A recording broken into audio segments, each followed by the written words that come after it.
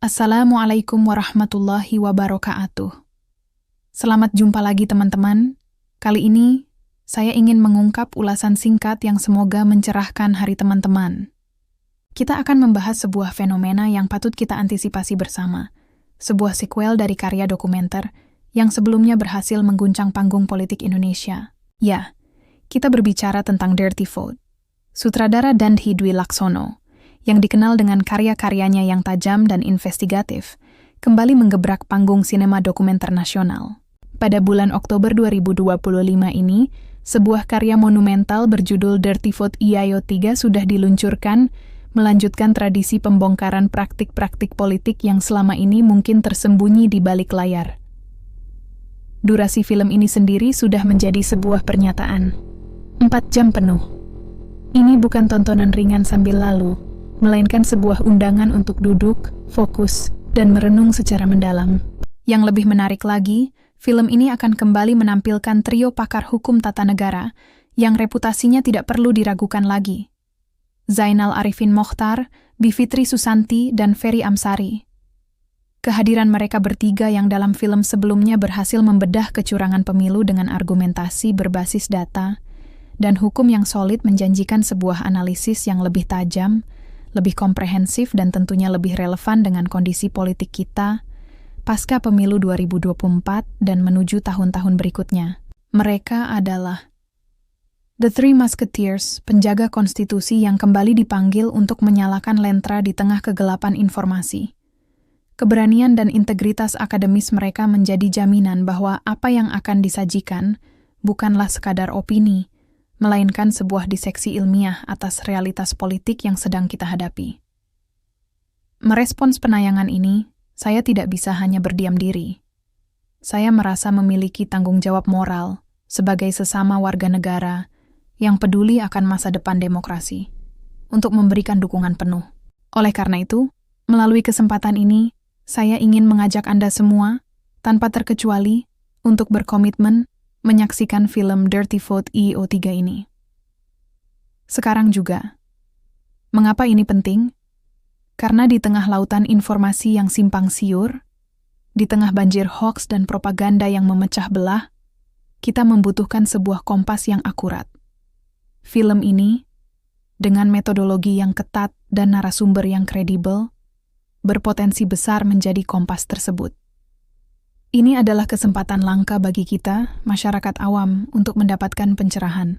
Pemahaman kita mengenai politik aktual seringkali terfragmentasi, dipengaruhi oleh judul berita yang bombastis atau potongan video viral di media sosial.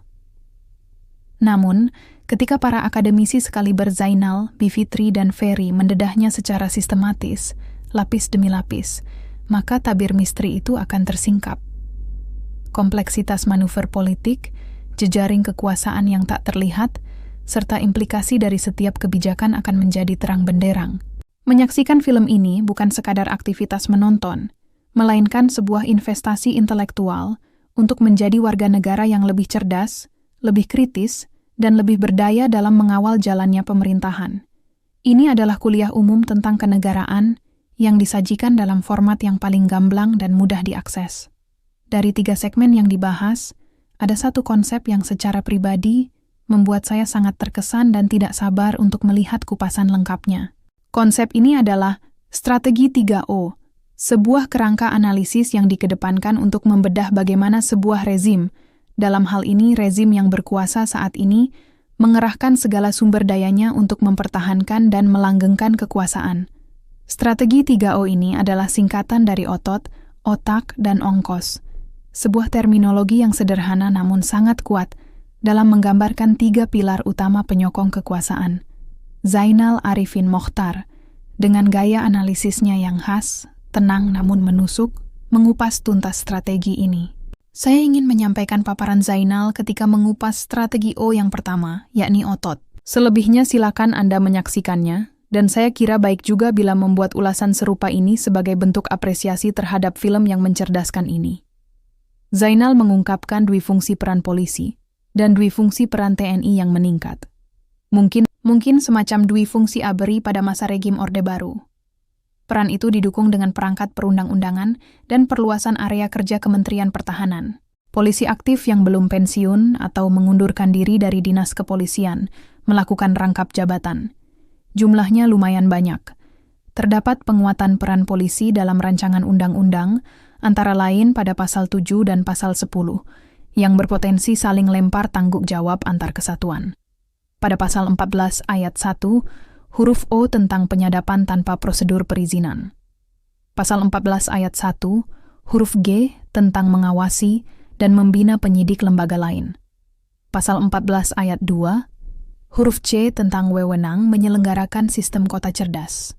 Pasal 16 ayat 1, huruf Q tentang wewenang menindak, memblokir, memutus, dan melakukan pelambatan akses ruang siber. Sisipan pasal 16A tentang kewenangan menggalang intelijen. Pasal 16A huruf D tentang cegah tangkal orang asing demi kepentingan nasional. Terdapat juga penguatan peran polisi dalam rancangan Undang-Undang Kitab Undang-Undang Hukum Acara Pidana, KUHAP. Pada pasal 16 ayat 1, polisi dapat melakukan penyidikan tanpa pemberitahuan kepada penuntut umum. Pasal 31 ayat 2 tentang pemeriksaan dapat direkam dengan kamera pengawas.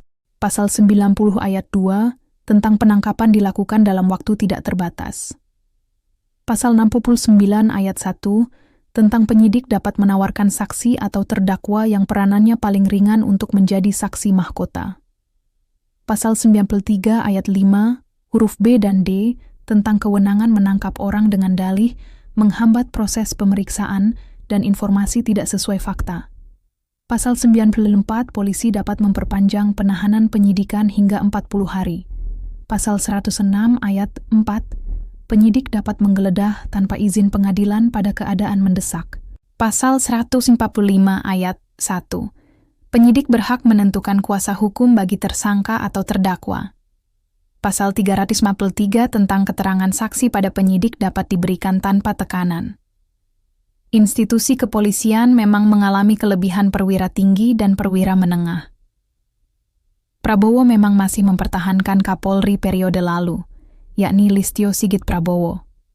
Zainal Abidin menyebutnya telah melampaui masa jabatan Hugeng, Kapolri terbaik. Listio Sigit menjabat sebagai Kapolri sejak 2021.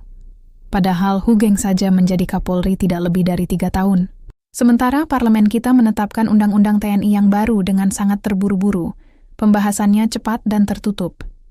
Adanya peningkatan jumlah pengisian posisi sipil dari 10 menjadi 14. Penambahan kewenangan seperti mengurus narkoba dan ancaman siber. Sampai pada presiden, tidak perlu lagi mendapat persetujuan parlemen terkait dengan operasi militer di luar perang. Pada sisi yang lain, meningkatnya anggaran Kementerian Pertahanan hingga 36% ketika anggaran kementerian lain dilakukan efisiensi. Kita juga melihat bahwa pasukan TNI diperbesar, pasukan komponen cadangan, hingga TNI melakukan urusan pertahanan pangan. Tidak aneh jika TNI Angkatan Udara menerima calon tarunanya dari lulusan sarjana pertanian. Belum lagi jumlah TNI aktif yang menduduki jabatan sipil melampaui dari jumlah yang dibatasi oleh undang-undang. Itu tidak termasuk person-person TNI yang di sekitar Prabowo yang masuk tim Mawar. Padahal pada pasal 47 ayat 2, disebutkan harusnya dilakukan oleh tentara yang mengundurkan diri atau pensiun. Itulah yang disebut dengan strategi otot oleh Zainal Abidin. Tentu saja, apa yang saya sampaikan barusan hanyalah sekelumit dari apa yang akan disajikan dalam mahakarya berdurasi 4 jam tersebut. Strategi otot hanyalah satu dari 3 pilar, dan masih ada strategi otak, serta strategi ongkos yang dikupas dengan kedalaman yang sama. Selebihnya, saya tidak ingin merusak kejutan dan pengalaman menonton Anda. Biarlah rasa penasaran ini menjadi pemantik bagi Anda untuk menyaksikan sendiri keseluruhan filmnya. Maka dari itu, silakan Anda menonton langsung tayangan filmnya. Saat ini juga, persiapkan diri Anda, kosongkan jadwal Anda, dan buka pikiran Anda seluas-luasnya. Mari kita saksikan bersama bagaimana para cendekiawan ini membongkar mesin politik yang bekerja di belakang panggung demi masa depan demokrasi Indonesia yang lebih sehat dan bermartabat. Selain saya kira Anda berkenan menyaksikannya. Terima kasih.